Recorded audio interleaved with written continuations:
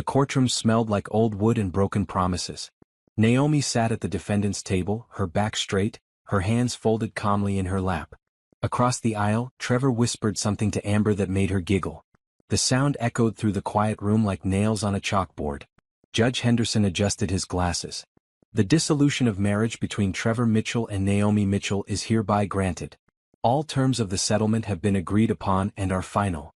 Trevor's lawyer smiled. Trevor himself looked almost bored, like this was just another appointment. Amber squeezed his hand, her long red nails digging into his palm. She wore the diamond bracelet he'd bought with their joint credit card, the one Naomi had paid off every month for 3 years. Naomi signed the final papers without hesitation. Her signature was neat, practiced.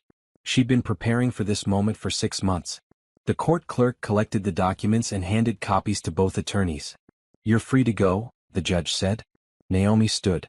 She wore a simple black dress and heels that made her 5'7" frame even more imposing. Her natural hair was pulled back in a sleek bun. She looked like she was going to a business meeting, not ending a 7-year marriage. She walked toward the exit without looking back. Not at Trevor. Not at Amber. Not at the courtroom where she just legally ended the biggest mistake of her life. "Naomi, wait." Trevor called after her. She didn't stop.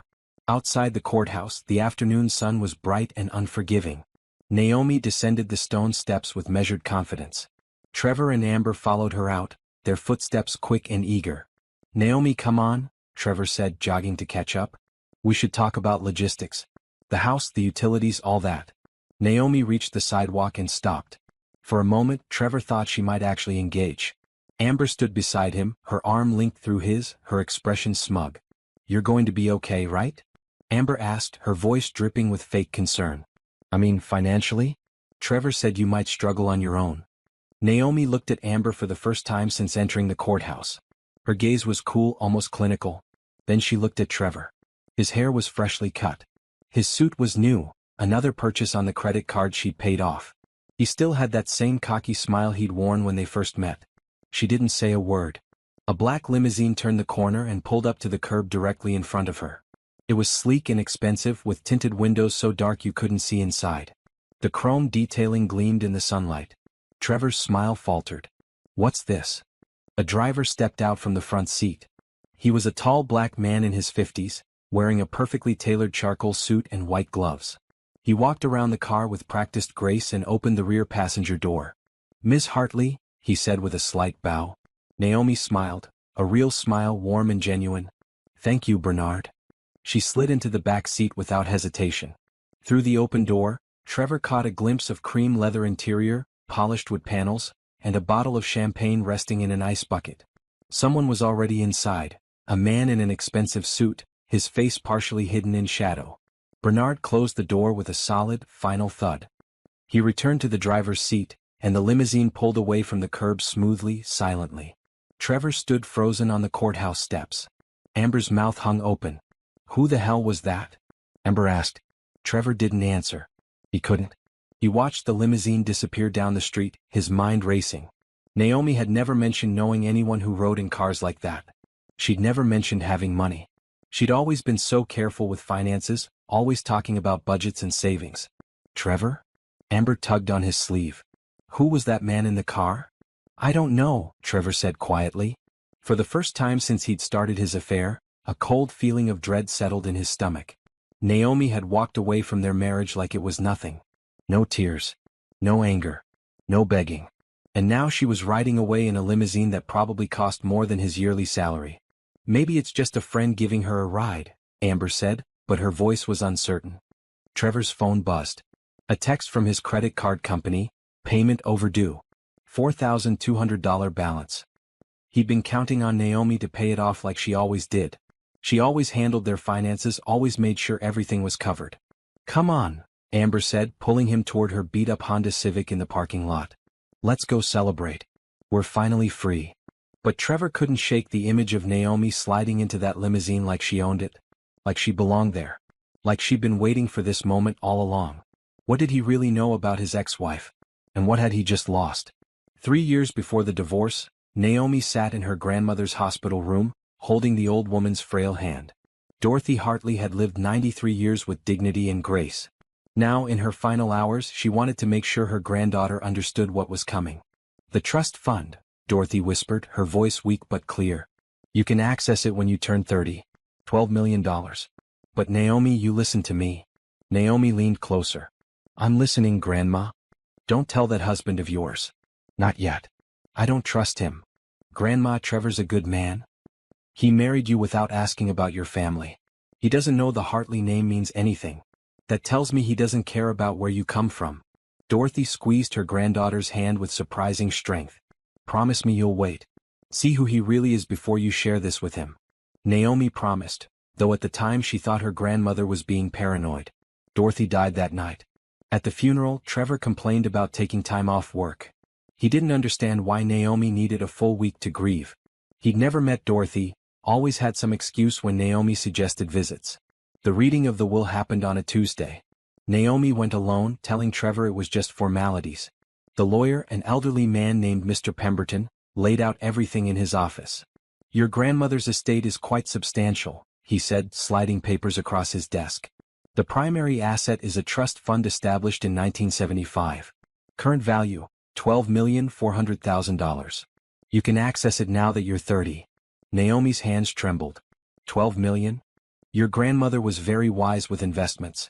The Hartley family made their fortune in textiles and real estate in the 1920s. Your grandmother preserved and grew that wealth carefully. Mr. Pemberton folded his hands. She left specific instructions.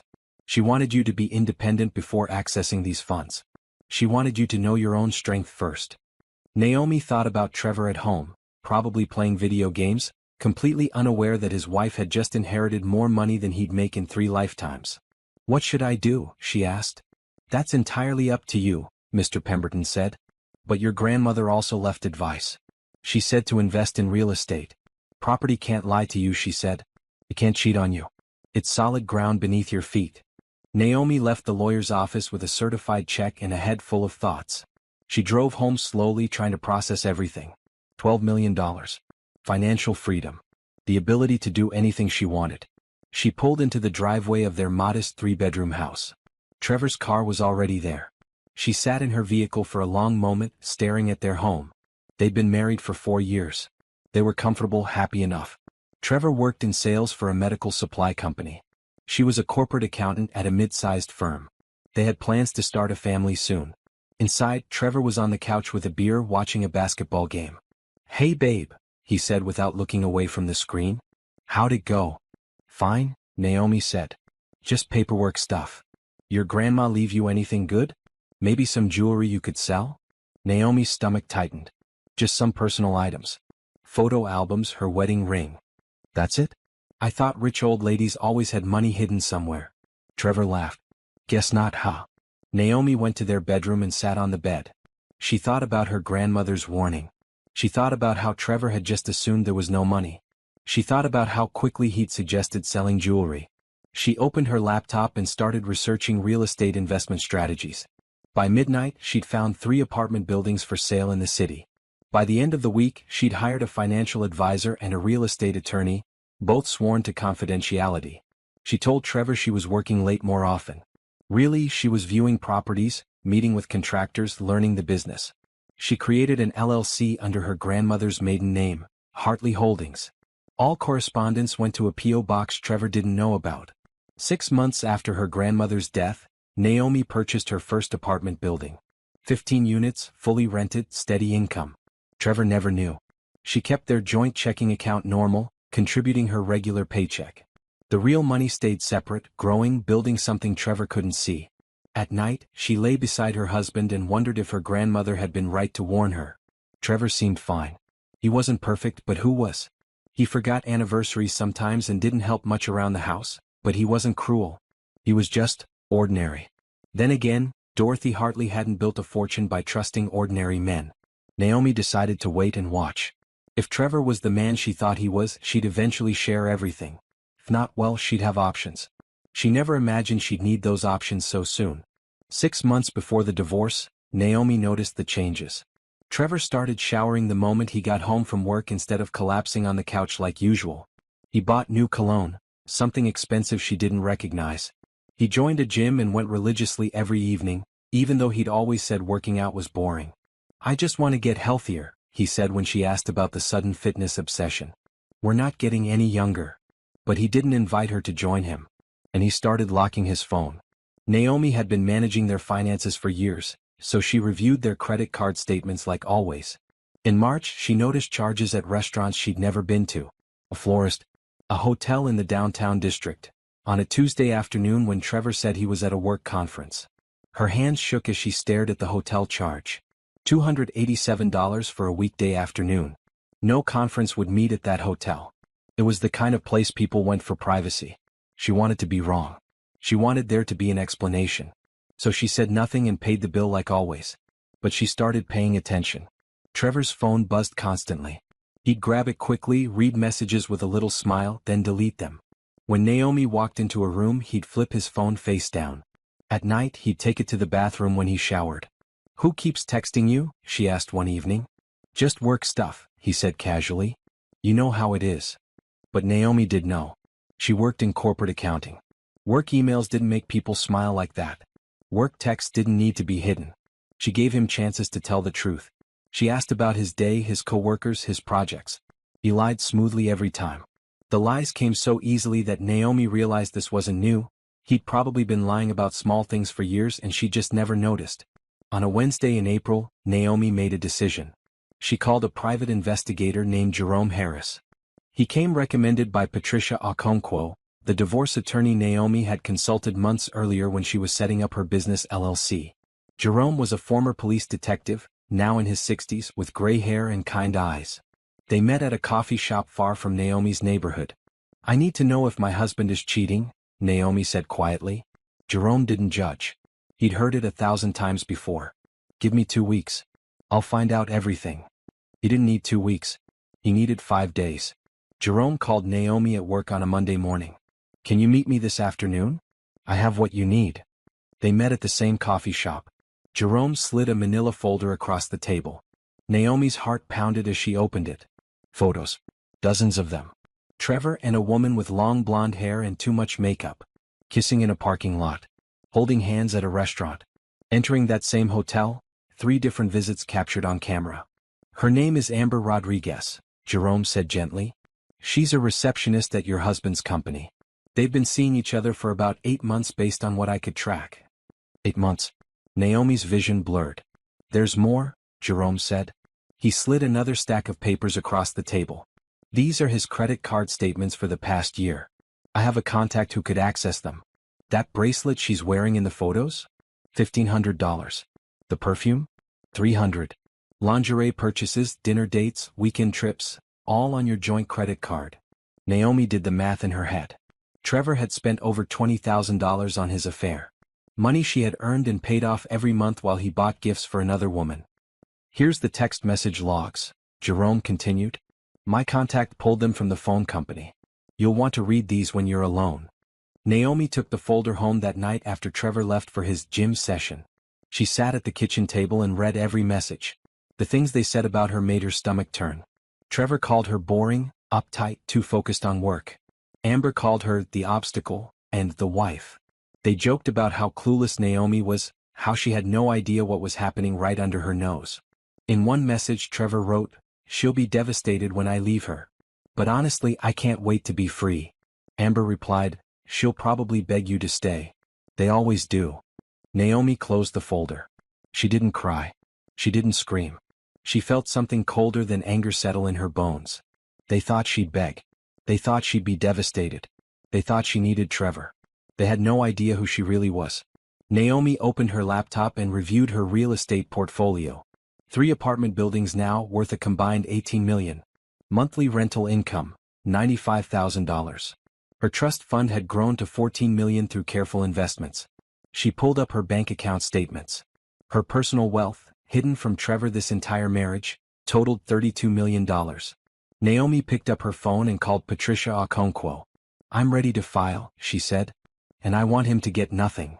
While Trevor continued his affair, believing Naomi was clueless, she built an empire in the shadows. Every evening when Trevor left for the gym, Naomi attended property viewings, contractor meetings, and investment consultations. She told Trevor she was working late on a big project at her accounting firm. He barely listened when she talked about work anyway.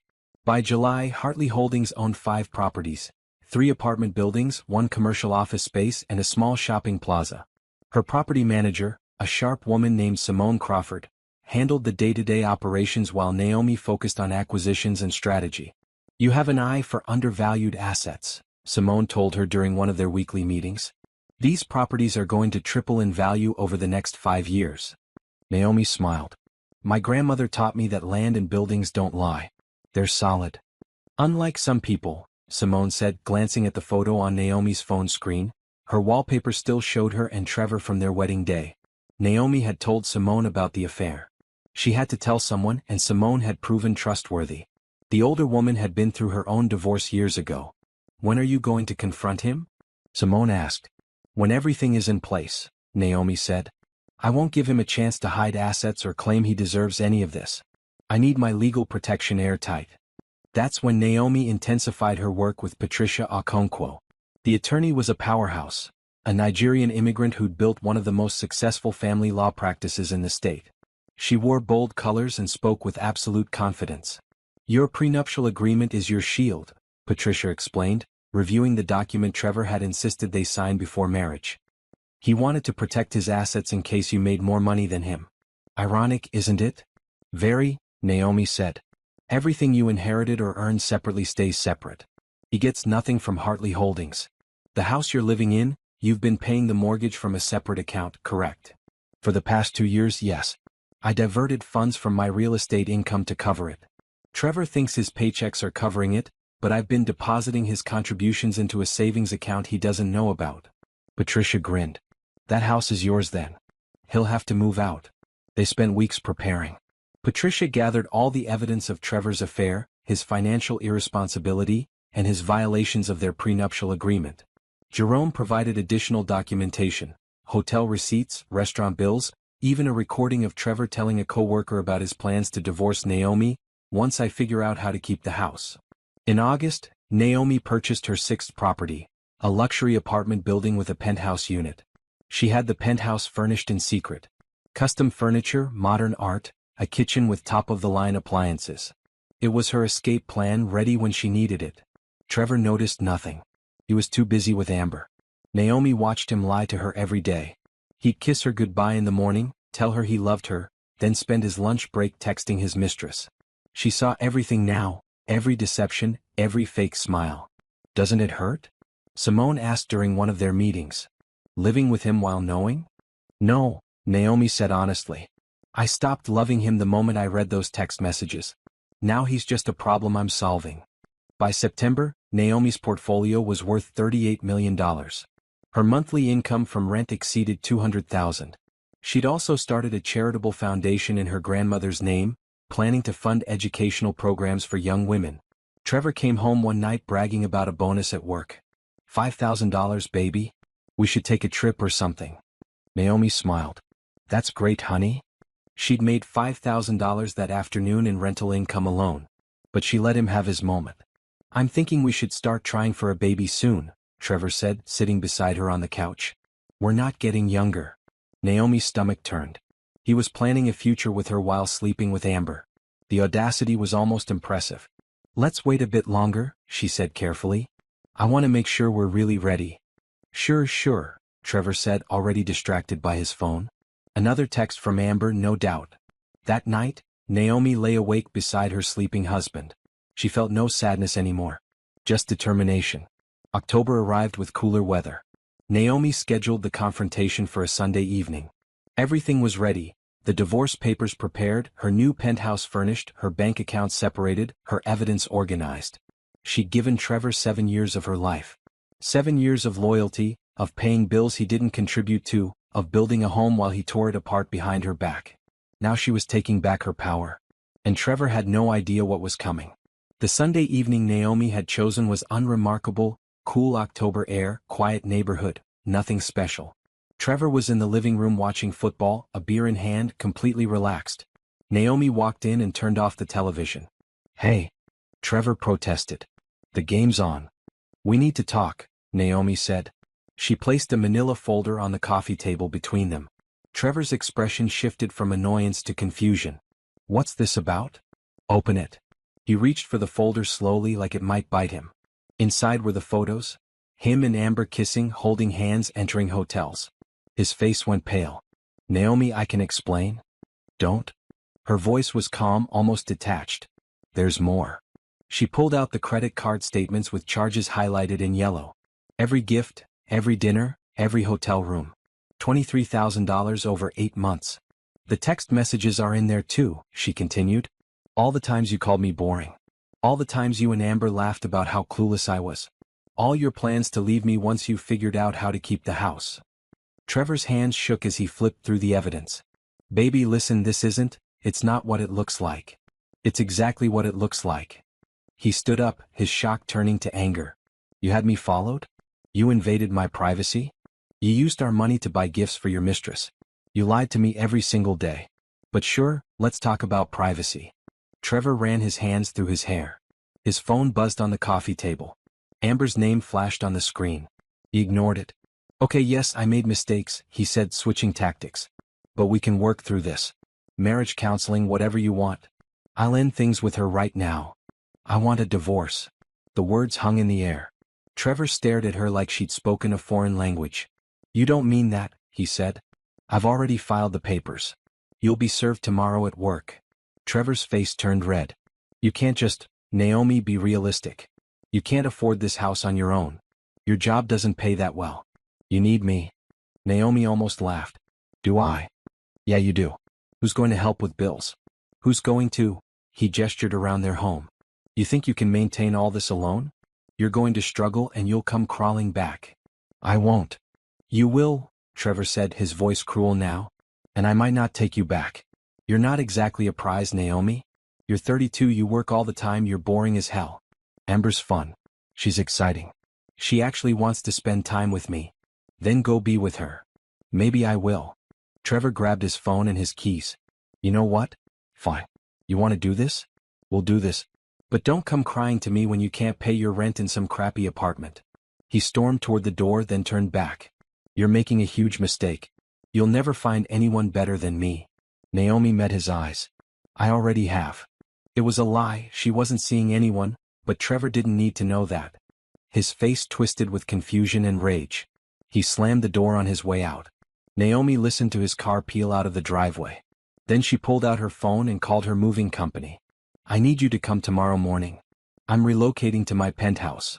That night, she packed her personal belongings. Clothes, photos from before Trevor, her grandmother's jewelry, important documents. She left behind everything they'd bought together. She didn't need any of it. By dawn, the moving truck arrived. Professional movers loaded her boxes efficiently. Naomi took one last look at the house she'd been paying for while Trevor thought he was the provider. Then she locked the door and left her keys on the kitchen counter. The penthouse was on the 20th floor of her newest building, with floor-to-ceiling windows overlooking the city. Modern furniture, a chef's kitchen, a master suite with a bathroom bigger than most bedrooms. This was hers. Actually hers. Trevor got served with divorce papers at his office that Monday. According to Jerome, who still had contacts at Trevor's company, he'd thrown the papers across the room and stormed into his boss's office demanding time off. He was denied. He called Naomi 73 times that day. She blocked his number. He showed up at her old address that evening, the house she'd left. He pounded on the door, but she wasn't there. A neighbor told him she'd moved out. Trevor's confusion must have been spectacular. He tried her office. Security wouldn't let him past the lobby. Finally, he sent an email. Naomi, please. We need to talk about the settlement. Be reasonable. We can work this out. Naomi forwarded the email to Patricia without responding.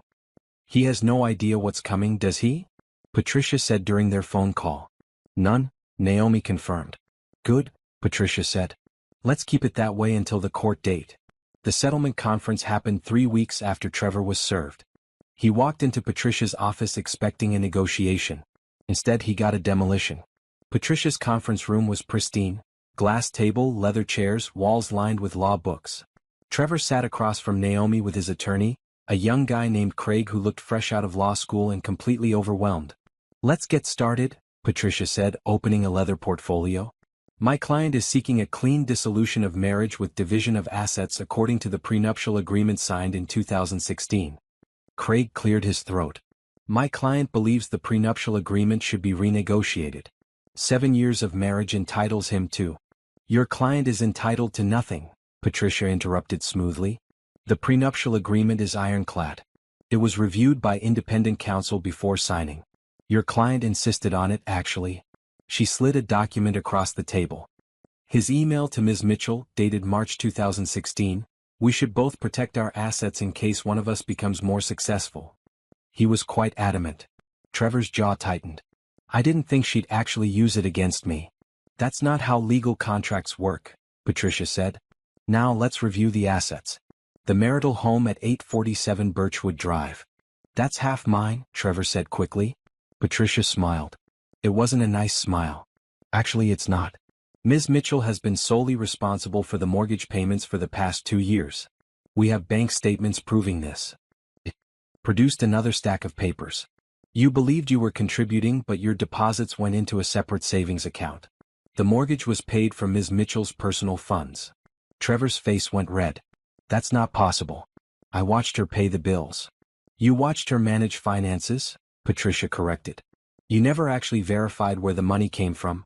The house is Ms. Mitchell's separate property. You have 30 days to vacate. 30 days? Where am I supposed to go? That's not our concern, Patricia said. Moving on, joint credit card debt totaling $23,000. Craig jumped in looking relieved. That should be split equally. Normally yes, Patricia agreed. However, we've documented that Mr. Mitchell accrued this debt through an extramarital affair. Hotel rooms, gifts, dinners, all for his mistress, Ms. Amber Rodriguez. She slid photos across the table. Adultery negates his claim to equal debt division. Ms. Mitchell has already paid off these cards. Mr. Mitchell will reimburse her the full amount. $23,000. Trevor stood up. This is insane. You can't.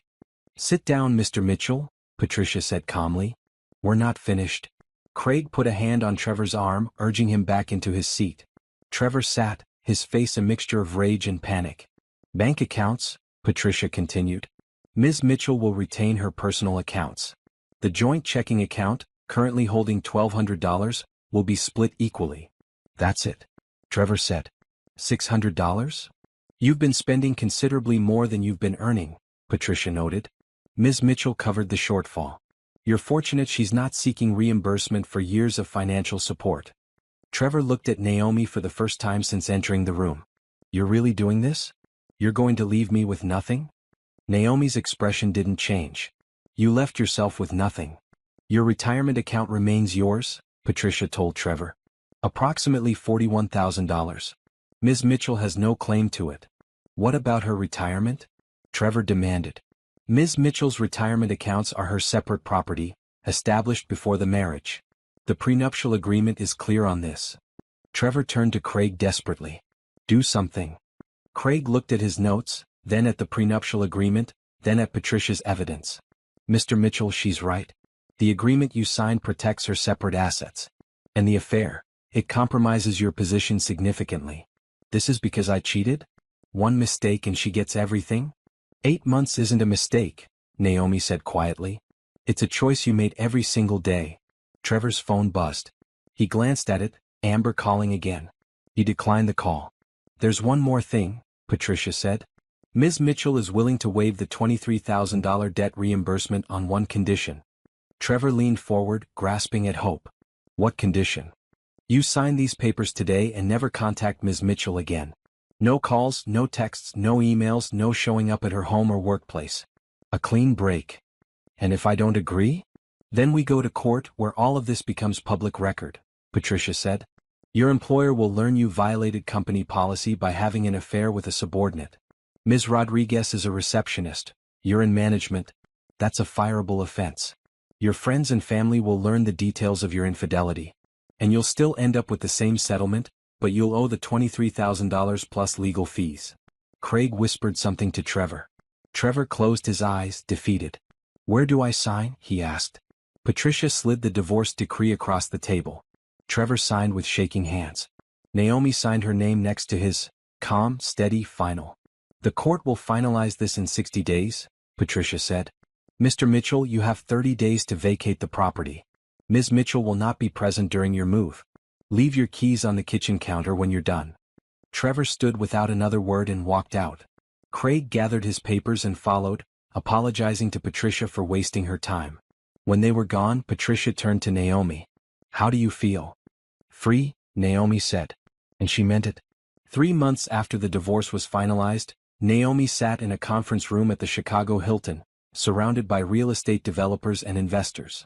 The National Commercial Real Estate Summit was the biggest industry event of the year, and Hartley Holdings had been invited to present.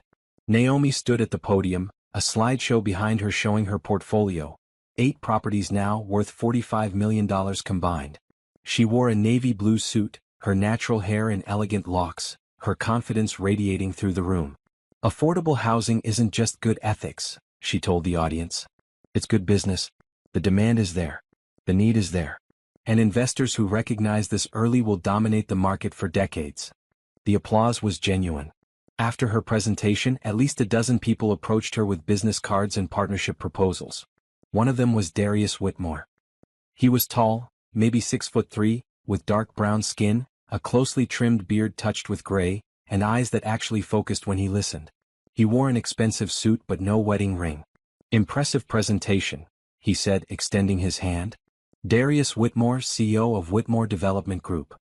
Naomi knew the name. Whitmore Development was a national firm worth billions, specializing in large-scale mixed-use properties. Thank you, she said, shaking his hand. I'm familiar with your work. The Renaissance Plaza in Atlanta is stunning. You've been there? I studied it. The way you integrated affordable units with luxury condos without segregating them, brilliant. Darius smiled. Most people focus on the luxury side. You're the first person at this conference who mentioned the affordable units. They talked for 20 minutes, discussing zoning challenges, financing structures, and community impact. Naomi found herself relaxed, genuinely engaged. Darius wasn't trying to impress her or compete with her. He asked real questions and listened to her answers. Have you thought about expanding beyond residential? He asked. I'm looking at commercial properties, Naomi admitted. But my focus is creating stable communities. Residential gives me that foundation. Smart, Darius said. Would you be interested in consulting on a project I'm developing? Mixed-use property in Detroit. I could use someone with your perspective. Consulting or partnership? Partnership, Darius said without hesitation. I don't need a consultant. I need a partner who actually cares about the communities we're building in. Naomi considered it. Send me the details. I'll review them. They exchanged contact information. As Naomi walked away, Simone appeared at her side, grinning. Was that Darius Whitmore? Simone whispered. Yes. The Darius Whitmore? Billionaire developer? The man who's been on the cover of Forbes 3 times. I don't read Forbes, Naomi said dryly.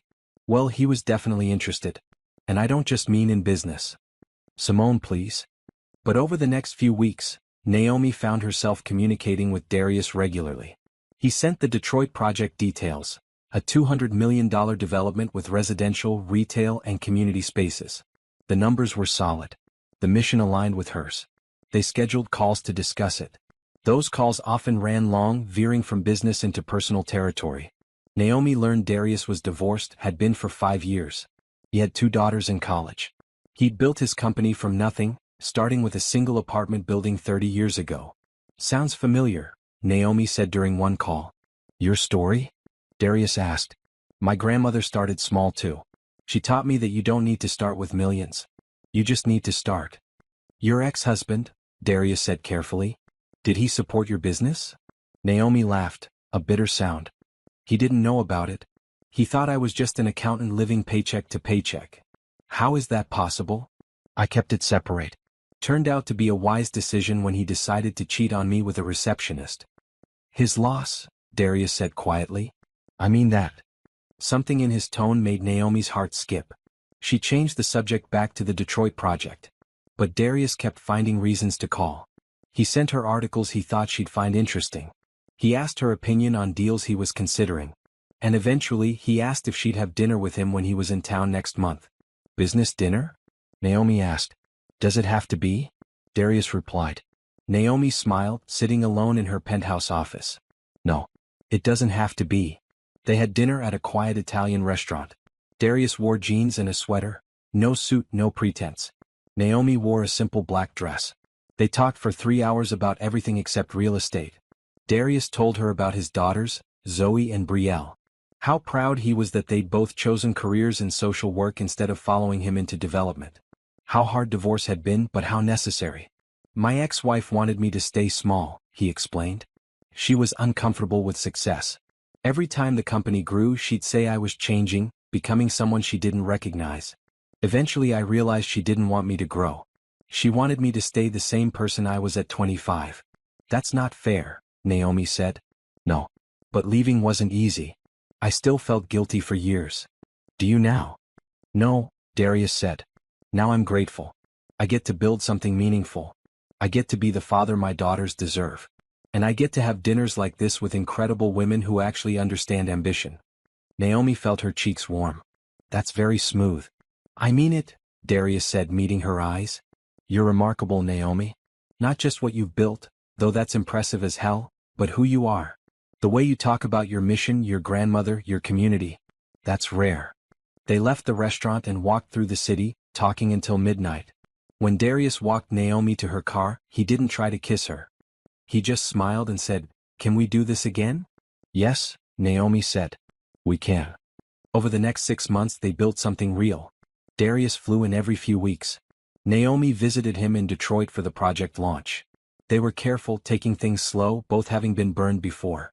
But Naomi found herself thinking about him when he wasn't around.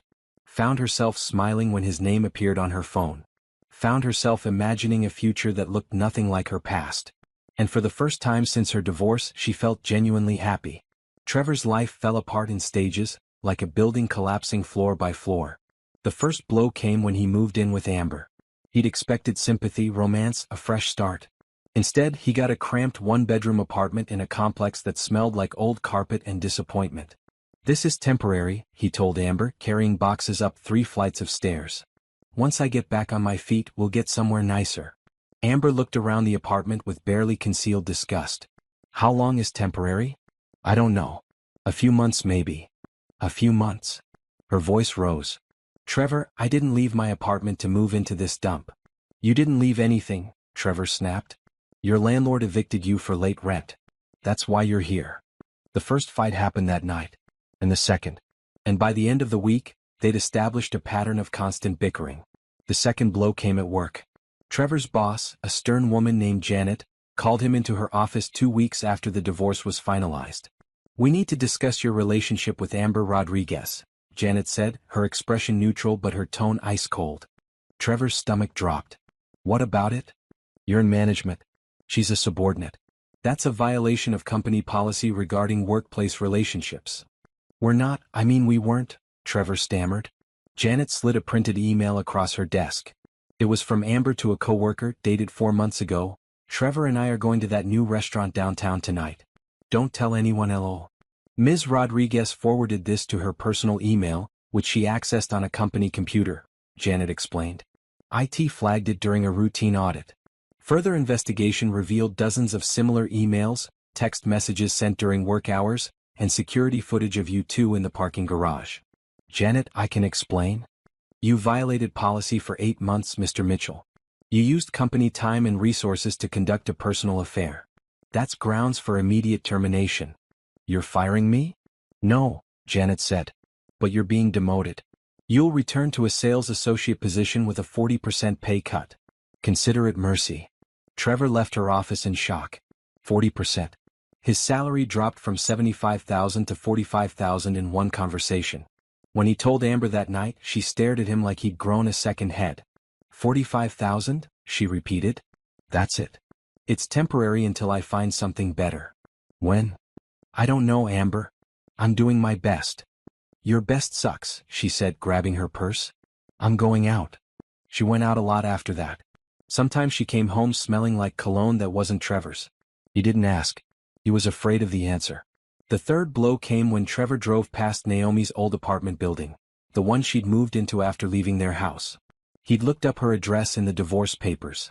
He wanted to see where she was living, wanted to confirm she was struggling like he'd predicted. Instead, he saw her name on a bronze placard near the entrance, Hartley Holdings LC, property owner. Trevor parked and stared at that placard for 10 minutes. She owned the building. His ex-wife owned an entire apartment building. He went home and searched Hartley Holdings online. The results made his blood run cold.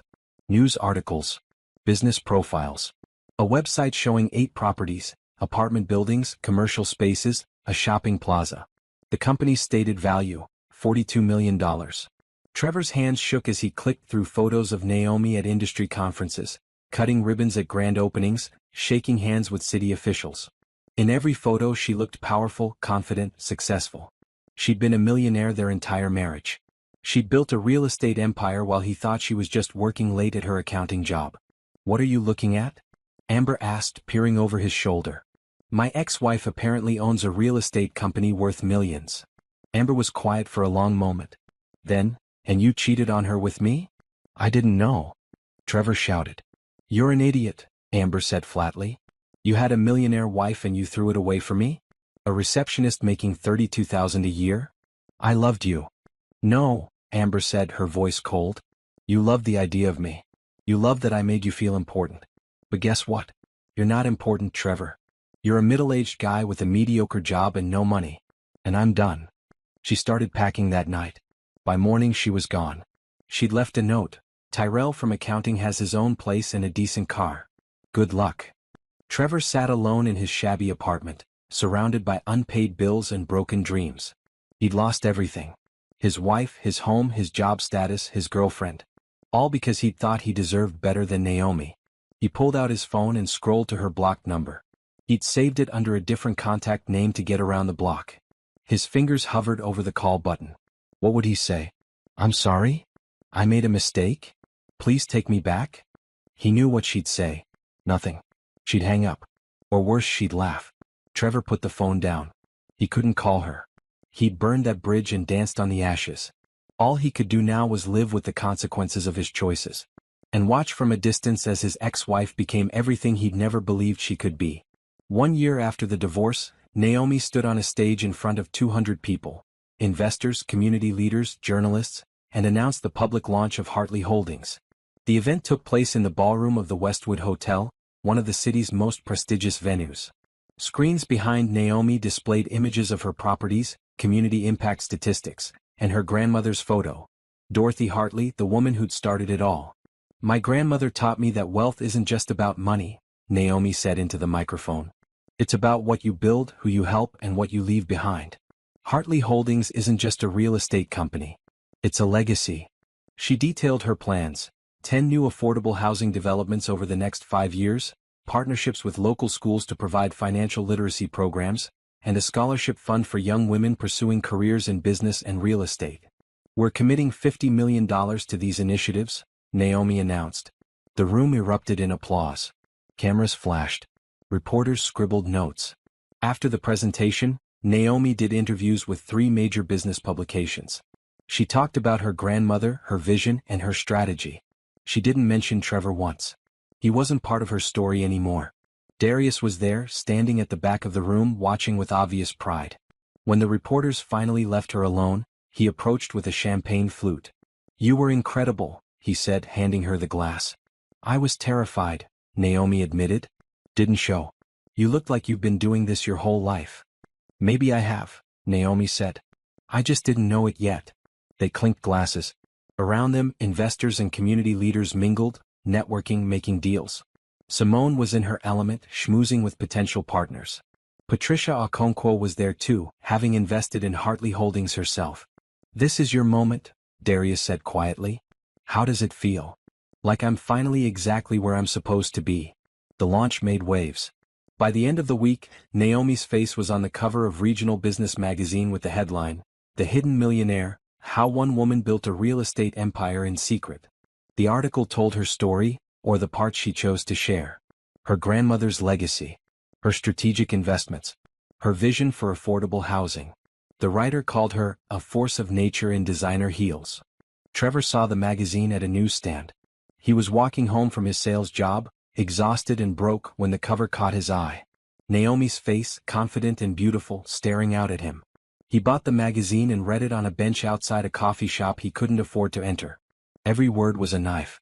When asked about her personal life, Ms. Hartley Mitchell, who has reverted to her maiden name, spoke warmly about her late grandmother but declined to discuss her recent divorce. "That chapter is closed," she said. "I'm focused on building something that matters." The article mentioned her partnership with Whitmore Development Group. It showed photos of Naomi and Darius at the Detroit project groundbreaking, standing close, both smiling. Trevor's new girlfriend, a cashier at a grocery store where he shopped, walked by and saw him reading. "Isn't that your ex-wife?" she asked. "Yeah," Trevor said numbly. "She's really successful." "What does she do?" "She owns a real estate empire worth $50 million. His girlfriend stared at him. "And you divorced her?" "She divorced me," Trevor corrected. "Why?" Trevor couldn't answer that. Couldn't admit he'd cheated, that he'd thrown away the best thing in his life for someone who'd left him the moment his money dried up. "It's complicated," he finally said. His girlfriend shrugged and kept walking. Trevor sat on that bench for another hour, reading the article over and over, torturing himself with what he'd lost. Naomi never thought about Trevor anymore. She had no idea he'd seen the magazine or that he spent his nights scrolling through news articles about Hartley Holdings, watching his ex-wife's success from a distance. She was too busy actually living, building, growing, creating something bigger than revenge, bigger than anger, bigger than anything Trevor had ever imagined she could be. And in the quiet moments, when she and Darius talked late into the night about their next project or their dreams for the future, Naomi realized something profound. The best revenge really was living well. She'd won. Not because Trevor had lost, but because she'd found herself. 2 years after the divorce, Naomi received an invitation to the annual Youth Education Gala, the city's most prestigious charity event. 500 guests, black-tie dress code, and an audience full of the region's most influential people. Hartley Holdings had been asked to be a presenting sponsor. Naomi would give a speech about her new initiative, building educational centers in underserved neighborhoods. She wore a custom gown, deep emerald green with delicate beading that caught the light when she moved. Her locks were styled in an elegant updo. Diamond earrings, her grandmother's, sparkled at her ears. Darius arrived at her penthouse to pick her up. He wore a classic black tuxedo and couldn't take his eyes off her. "You look stunning," he said. "You clean up pretty well yourself," Naomi teased. They'd been officially together for 6 months now, taking their time, building something real. His daughters had visited last month and Naomi had taken them to brunch. Zoe and Brielle were smart, kind young women who'd welcomed Naomi warmly. No pressure, no expectations, just genuine connection. The gala was held at the Grand Ballroom downtown. Chandeliers glittered overhead. A string quartet played classical music. Waiters circulated with champagne and hors d'oeuvres. Naomi mingled with donors, city council members, and fellow business leaders. She'd become comfortable in these spaces, not because she was trying to fit in but because she belonged here. What she didn't know was that Trevor was there too. After losing his sales job 6 months ago, Trevor had taken work wherever he could find it. Tonight, he was part of the catering staff, a server carrying trays of champagne through the crowd, invisible to the wealthy guests. He'd cut his hair shorter, trying to look professional. His white server's jacket was crisp but cheap. He'd gained weight from stress and poor eating habits. At 35 he looked 45. Trevor recognized several people from his old life, colleagues who'd moved up while he'd crashed down. They didn't recognize him in his server's uniform. He was part of the background now. Then he saw Naomi. She stood near the stage talking with the mayor. Even from across the room she was radiant, confident, happy. Nothing like the woman he'd left crying in their living room, except she'd never cried. He'd imagined she would but she never had. Beside her stood a tall man in an expensive tuxedo. Trevor recognized him from the magazine article. Darius Whitmore, billionaire developer. The man put his hand on the small of Naomi's back, a gesture so natural and comfortable it was clear they were together. Trevor's hands shook. Champagne glasses rattled on his tray. "Careful," his supervisor hissed, walking past.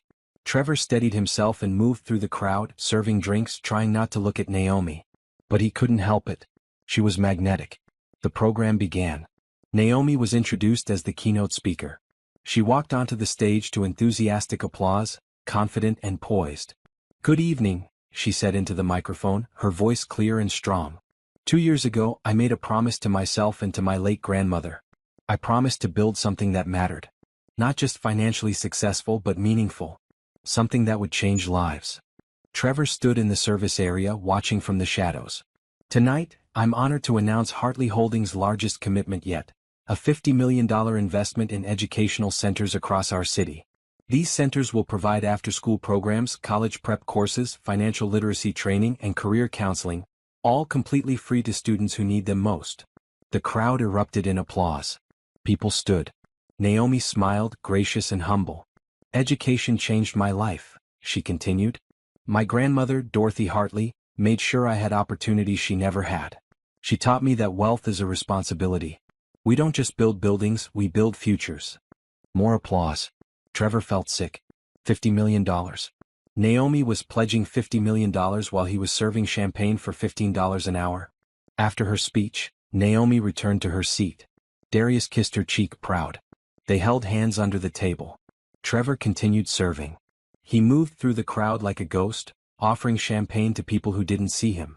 At one point he had to refill glasses at the table next to Naomi's. He was maybe 10 feet away. That was perfect, Darius was saying. The foundation is going to be incredible. I hope so, Naomi said. My grandmother would be proud. She would be, Darius agreed. And for what it's worth, I'm proud too. What you're building, it's remarkable. Naomi squeezed his hand. We're building it together now. Trevor moved away before they could notice him. He spent the rest of the evening avoiding that section of the ballroom. When the gala ended, guests filed out slowly. Trevor and the other servers began clearing tables. He was collecting empty glasses when he heard her voice behind him. Excuse me. Trevor turned. Naomi stood there, elegant in her emerald gown, looking directly at him. His mouth went dry. Naomi. I think you dropped this, she said, holding out a $20 bill. Trevor looked at the money, confused. He hadn't dropped anything. It's a tip, Naomi said quietly. For good service. Their eyes met. Trevor searched her face for anger, for satisfaction, for anything. But Naomi's expression was neutral, not cruel, not kind. Just done. She placed the 20 on his tray and walked away. Darius waited for her by the door, holding her coat. They left together, disappearing into the night. Trevor stood holding the tray, the $20 bill feeling like it weighed 1,000 pounds. She'd recognized him. She'd known exactly who he was. And she treated him the same way he treated her during their divorce, like he was nothing. Like he didn't matter enough to hate. That hurt worse than anything else possibly could. Trevor finished his shift and walked home to his studio apartment. He passed a newsstand and saw the latest issue of Business Monthly. Naomi's face was on the cover again. Hartley Holdings CEO pledges $50 million to education. He kept walking. There was nothing else he could do. Meanwhile, Naomi and Darius arrived at her penthouse. She kicked off her heels and sank onto the couch with a satisfied sigh. You were amazing tonight, Darius said, sitting beside her. Thank you for being there, Naomi said. It means everything. Nowhere else I'd rather be. He paused. Did you know your ex-husband was working that event? Naomi nodded. I saw him early in the evening. Jerome still keeps tabs on him occasionally. He lost another job a few months ago. How do you feel about that? Naomi considered the question. 2 years ago, she might have felt satisfaction at Trevor's struggles. Now she felt nothing. I feel free, she said finally. He's not my problem anymore. He's not my responsibility. He made his choices. I made mine. No regrets. Only that I didn't leave sooner. Naomi smiled. But then again, if I had, I might not have built all this. I might not have met you. Darius pulled her close. Everything happens for a reason? Maybe. Or maybe we just make the best of what happens to us. They sat in comfortable silence, looking out at the city lights below. Naomi thought about her grandmother, about the trust fund, about the empire she'd built from pain and determination. She thought about Trevor serving champagne in the background while she pledged $50 million to change lives. She'd won. Completely, totally, absolutely won. Not because Trevor had lost, but because she'd become someone who didn't need revenge. Someone who'd turned betrayal into purpose. Someone who'd built a legacy that would outlast any marriage. Naomi fell asleep that night in Darius's arms, in her penthouse that she owned, in a life she'd created entirely on her own terms. And in that moment she realized the truth. The best revenge wasn't making Trevor suffer. The best revenge was forgetting he'd ever mattered at all.